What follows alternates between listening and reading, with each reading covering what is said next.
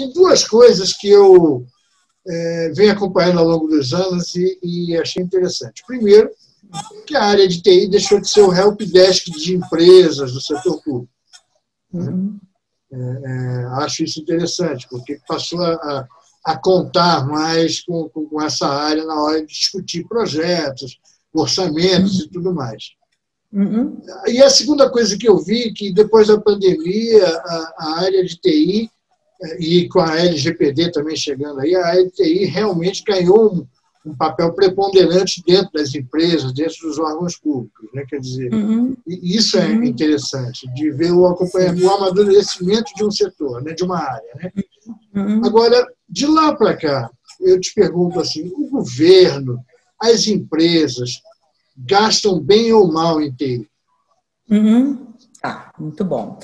Talvez seja muito mais a percepção do que a realidade, essa leitura de que, puxa, a TI hoje tem um papel mais importante, você não faz nada sem tecnologia mais, né? Quer dizer, do ponto de vista de exposição, eu concordo que realmente hoje está mais evidente que tecnologia faz parte do nosso dia a dia, né? Tanto dentro de casa, né? E ainda mais no governo, nas empresas. Mas do ponto de vista de recurso, né, e tanto no privado quanto no setor público, é uma área que sempre consumiu muito recurso. Né? Talvez agora ela esteja tendo uma visibilidade maior, mesmo porque a gente como cidadão comum, usando as tecnologias aí, Facebook, Google, né? Quando você vai fazer uma interação com o governo como um cidadão, ou como um empregado, ou como cliente, você não aceita algo pior do que você tem em casa. Então, o nível de exigência, né, com relação à tecnologia, da pessoa física é muito mais alto do que era antes, né? Então, isso está fazendo com que todos se mexam, né? Tanto no público quanto no privado. A grande diferença do público e do privado, naturalmente, é a linha do tempo. As coisas, você está em Brasília, sabe, as coisas tendem a demorar mais para acontecer, mas ela acaba, né, entrando no curso natural das coisas, né, do mercado. Naturalmente, como esse mercado de tecnologia sempre teve bastante recurso, talvez com uma visibilidade não tão grande como hoje, mas sempre teve, criou-se nas últimas décadas um ecossistema de interessados, que são os provedores, não é? Então, empresas que vendem hardware, empresas que vendem infraestrutura de telecomunicação, empresa que vende software, empresa que vende serviço. Então, são décadas, né, de formação de um ecossistema que hoje, que a gente chama de status quo, não é? Até aí, perfeito. Qual que é a provocação? E aí a empresa para a qual eu trabalho, ela tem um papel importante, né, em termos de provocação, e é americana, mas isso que estamos discutindo passa em todos os países, né? O que se gasta versus o que se recebe, né, como cliente, como cidadão, não, como diz aqui no interior em São Paulo, não orna, né? Tem alguma coisa aí que não é. Então, você vê, imagina, todas as PRODs, né, dos estados, você imagina o SERPRO, você imagina a Dataprev, né? Você imagina o Banco do Brasil, Caixa Econômica Federal, Petrobras, não é só a administração pública, né, os órgãos federais, municipais, estaduais, mas também as empresas públicas, que também tem toda a regra para fazer aquisição de insumos, de bens, produtos e serviços, acaba que hoje o nível de exigência é maior e existe disponibilidade de tecnologias que colocam essas entidades num outro patamar de eficiência, de competitividade, de nível de prestação de serviço para o cidadão. As tecnologias estão aí disponíveis, né? A gente usa aqui, ó, tá vendo? Um dia usa Zoom, outro dia usa Teams e assim vai, né? Tudo muito intuitivo, não se faz mais curso, né, para usar as coisas. É tudo muito automático. Então, realmente, tem uma oferta de tecnologias novas como nunca havia, né, antes. E não com os mesmos players, ou seja, players completamente diferentes. E não só americanos, né? Então, tem software indiano, tem software chinês, e isso tende a extrapolar nessa direção. Não necessariamente vão ser empresas americanas. Muito bem. Então, onde é que está aí a inflexão de mudança importante, né? É que as entidades, elas têm que revisitar o grupo de empresas e produtos que ela utiliza e repensar, porque se ela não repensar a forma como ela usa a tecnologia, como ela gasta com a tecnologia hoje, ela não vai fazer o governo digital, a empresa digital, transformação digital, nada disso. Por quê? Porque você precisa de dinheiro, né, de forma expressiva, não é um dinheirinho que sobra, você precisa fazer um investimento sério para você colocar a sua entidade num outro patamar. E é aí que a gente, nos últimos anos, vem tendo bastante contato com o governo, né, com empresas públicas e privadas.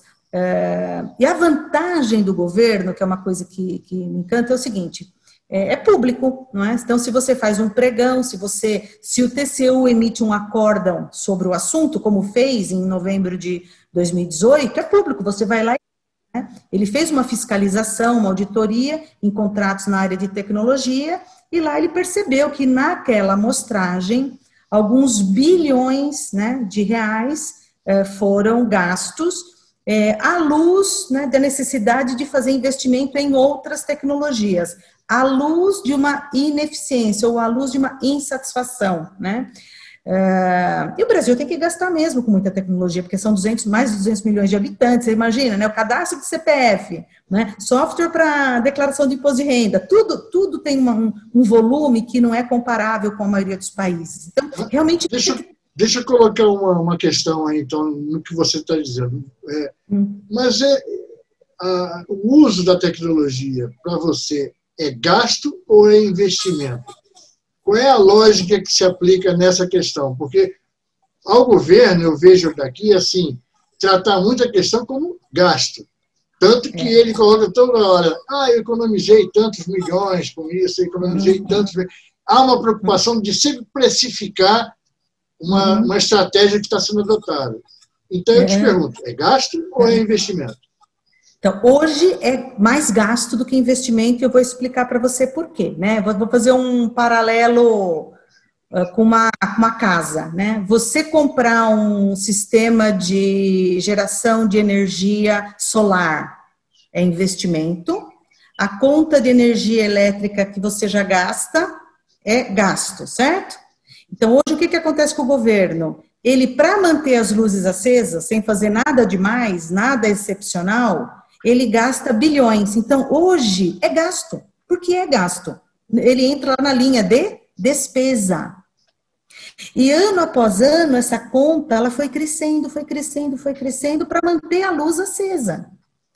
Então, e existem várias iniciativas, né? O próprio TCU emitiu esse acórdão no final de 2018, mas o Ministério da Economia, com o governo digital, está criando novas diretrizes, não é? Está fazendo treinamento nas áreas de TI das entidades para ficar mais, digamos, focado nesse exagero de despesa, para que esse mesmo dinheiro, que é muito, volto a dizer, são bilhões de reais todo ano, esse mesmo dinheiro que hoje é gasto, ele seja convertido em projetos reestruturantes, que realmente vão colocar o governo num outro patamar, o governo e as empresas do governo, né? Então, hoje já existe essa iniciativa com algumas, eu costumo dizer, né, com algumas acabativas, né, o que é bom sinal. Então, há pouco tempo atrás, antes do acórdão, não é, que foi uma crítica importante que o TCU fez aos órgãos, existiu um modus operandi de compra quase automático da mesma tecnologia e do mesmo prestador de serviço, e agora você não pode mais fazer isso por inegibilidade, você tem que... pregão, né? E o pregão é bom, porque o pregão, o que acontece num momento como esse, Queiroz? As empresas que antes não participavam desse ecossistema passam a participar, né? Empresas estrangeiras, empresas locais. Competição sempre é bom. E pronto, então, tudo isso para dizer o seguinte, o acórdão, que eu acho que é um marco importante nessa nossa conversa, ele levantou lá 5 principais empresas que consomem boa parte do orçamento. Até eu li uma matéria sua onde você coloca, né? Menos de 30% do software no Brasil é nacional, né? E o acórdão tem encarado isso. Num Pareto, a grande maioria do dinheiro vai para 5 empresas globais, gigantes, né? O que elas têm de errado? Absolutamente nada. Elas foram criando, né, esse mercado e pronto, criou uma situação confortável para elas e desconfortável para o governo, porque agora existe esse custo anual com essas poucas empresas, né, e uma necessidade enorme de fazer, né, adotar inteligência artificial, o Big Data, né, são jargões que parecem uma coisa etérea, mas não, isso é realidade para você fazer reconhecimento facial, para quantas coisas, quantas soluções incríveis, né, que pode mudar a sua convivência, o seu dia a dia de uma hora para outra, é factível de fazer. Mas aí tem dois pilares que faltam, né, primeiro é o recurso.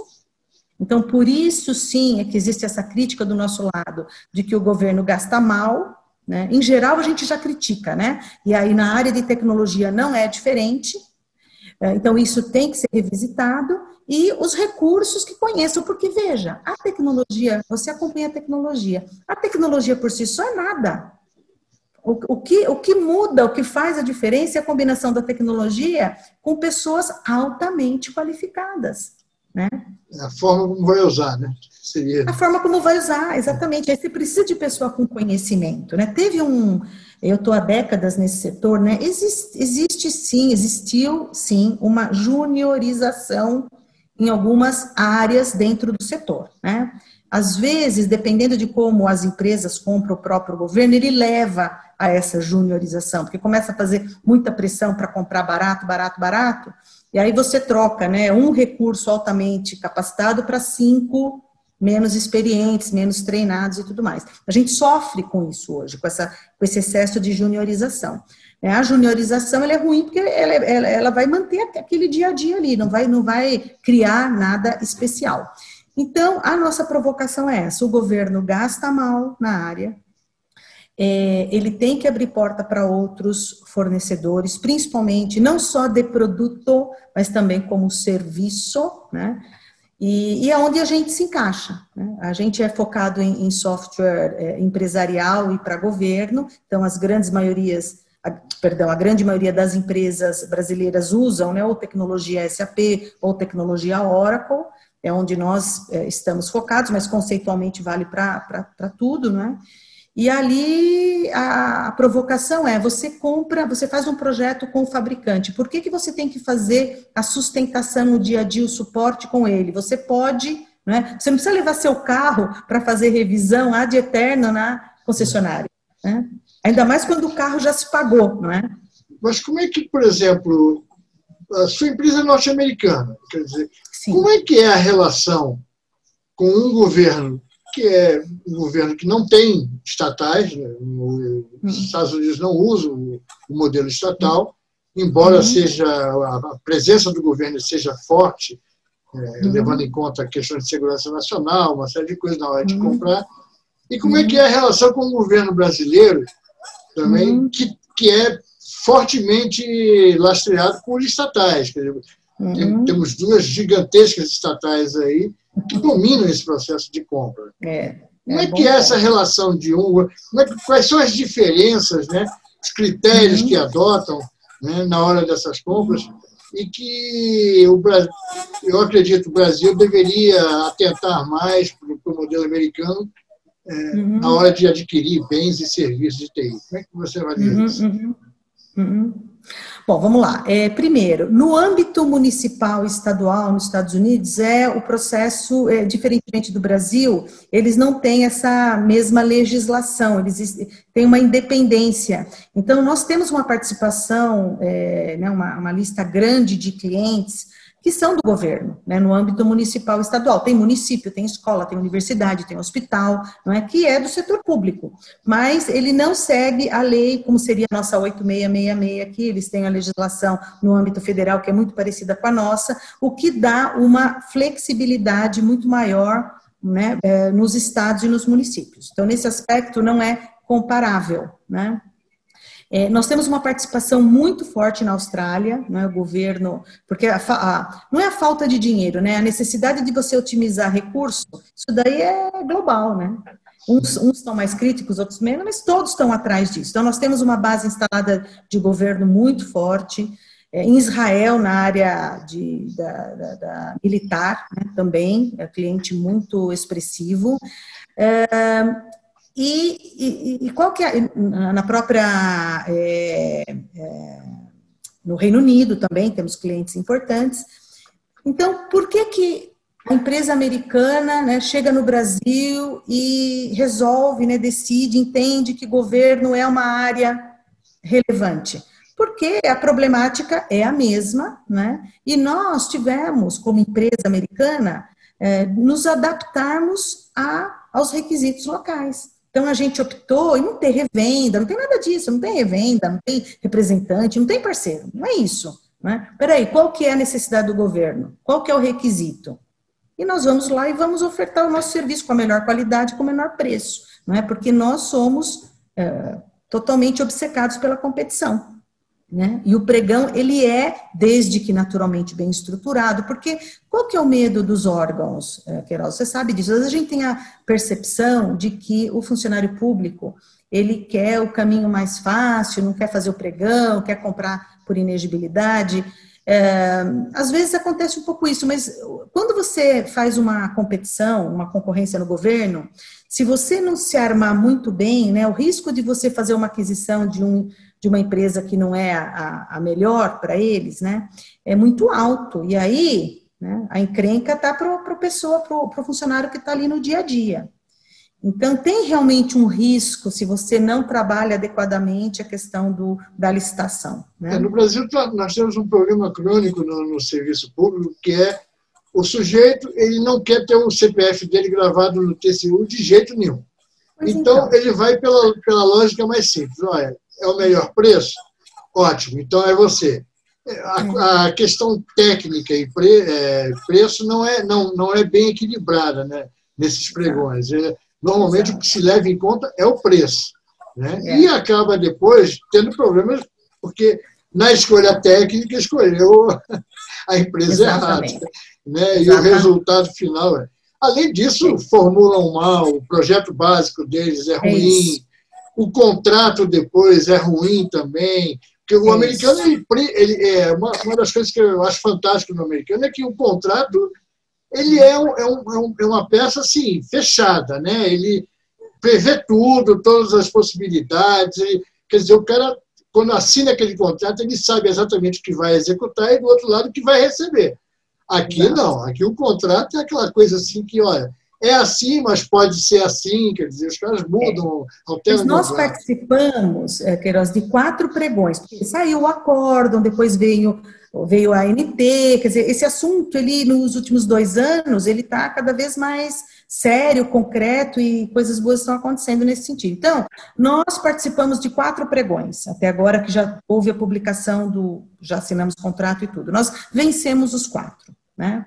Então, puxa vida, então você também está defendendo a inegibilidade, porque vocês são os melhores. Não. É que esses processos foram feitos, como eu digo, né, com água mineral, né? Ou seja, foi feito com cuidado, porque quando você, no nosso caso, sai do suporte do fabricante e vai para um suporte terceiro, que é o nosso caso, é uma alternativa, né? Claro que dá frio na barriga, né? Então você tem que fazer, né, aquilo perfeito, com todos os critérios, para justamente eliminar aqueles que não têm competência técnica. Porque o que o governo está buscando quando ele solta uma licitação para contratar serviço de suporte a software, ele está contratando mão de obra. Aquilo que eu digo para você, você quer comprar um banco de dados de um fabricante famoso, tem milhares de revendedores, você vai lá e compra. Mas o ponto não é esse, você precisa ter a mão de obra para fazer o projeto, para instalar, para depois dar o suporte, né? Então, o governo, pelo menos os 4 entidades com as quais nós trabalhamos, participamos, né, do pregão, eles estão dando um peso adequado, né, à competência técnica. E quando isso não ocorre, né, fica aquela coisa largada, o CPF dele não vai ser, digamos, prejudicado, mas também, né, a qualidade do que está sendo feito também não é aquilo que deveria. Então, fica ruim para todo mundo, na verdade, né? Então, nós somos... Eu acho que o governo está indo... o governo que está agora, né?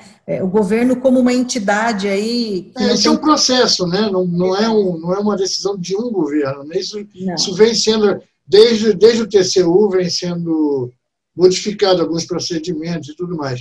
Agora, de lá para cá também, a gente teve a Lei 13.303, a famosa Lei das Estatais. Qual é a tua análise dessa lei? Uma coisa que me chama a atenção é que a lei, me parece que ela agilizou os processos de compras de estatais e que ajuda, inclusive, num processo de concorrência com o mercado, coisa e tal, né? Principalmente na área pública. Mas, ao mesmo tempo, também, a lei ela me parece assim, meio esquisita quando ela trata da questão do chamamento público, né? Quer dizer, não é um pregão formal, como a gente está vendo na administração direta. É um chamamento onde você coloca 3, 4, 5 empresas que se interessam pelo serviço e vão lá e apresentam suas credenciais. Né? Mas não é uma coisa muito clara. Voltamos assim àquela etapa anterior do pregão, que era quando você reunia todo mundo numa salinha e aí todo mundo apresentava suas propostas mas abriu o envelope. Você não, a imprensa, por exemplo, não era raro você participar. Porque quando você ficava sabendo, já tinha ocorrido a licitação. Então, quer dizer, já o pregão não, o pregão está lá, marcado lá, eu sei qual é a data e o horário, e eu assisto, quer dizer, estou lá assistindo. Essa lei, ela trouxe esse benefício, mas não tem essa deficiência, não, de não tornar claro, né, transparente o processo de aquisição? Olha, eu particularmente entendo que é um benefício, sim, porque o setor privado, ele tem realmente outra dinâmica, né? O primeiro que ele tem concorrente, segundo é que ele fatura, ele não é só despesa, né? Ele tem muita empresa nossa, que eu digo, né, estatal, tem ação em bolsa e tudo mais. Então, eu acho que sim, né? Eu acho que é saudável, né? O que eu acho que o principal problema não está aí, o principal problema é ainda um certo nível de aquisição por inegibilidade muito grande. Apesar do governo, o TCU está fazendo muita pressão para evitar aquisição sem concorrência, é um processo que ainda acontece muito. Por notória especialização, né, que você está dizendo. Por notória especialização. É o artigo 25, então, não, porque o 24 é aquele da emergência, e aí... aí não tem sim, como evitar. Mas não tem como evitar, né? Sim. Mas o que você... Voltando ao teu raciocínio, vamos lá. Então, vamos lá, nós temos dois extremos, né? A compra por notória especialização, onde a empresa, no caso aqui, compra de quem ela quer, ou não, eu entendo que ele é o melhor e não quero confusão, e eu que mando, eu vou fazer desse jeito, né? Vou dar alguma satisfação, mas já é super direcionado. Versus o outro extremo, que é um pregão público que entra quem quer e com toda essa... Né, que para uma empresa pode gerar questões importantes, né, de prazo, né, aí o indivíduo ganha, você tem que ir lá desqualificar, você sabe que ele não tem condição, mas tem todo um processo, né, digamos, burocrático, mas um burocrático no bom sentido, tem que passar por aquilo, que pode impactar substancialmente o negócio. Então, isso não é bom, né? Então, eu acho que você poder convidar, não é, 4, 5 empresas que você entende, eu vejo de maneira saudável. Eu acho que o crítico já não está mais aí, o crítico ainda é na situação de comprar por notória especialização, que ainda tem muito, né? Na área de tecnologia é muito comum. Por quê? Porque existe um parque instalado viciado, um ecossistema viciado. Então, é fácil você defender. Eu não quero colocar um fator diferente da minha base. Alega risco, né? E aí não quer mudar, né? Quer dizer, fica não quer mudar. Mesmo sabendo que existem tecnologias melhores já, até às vezes mais ágeis e coisas, mas o cara, não, eu não vou arriscar aquilo que já está... O time que está ganhando não se mexe, né? E aí fica nesse negócio de... Então, Queiroz, sabe o que acontece? Eu acho que a gente falta nerd, né? Desculpa o termo.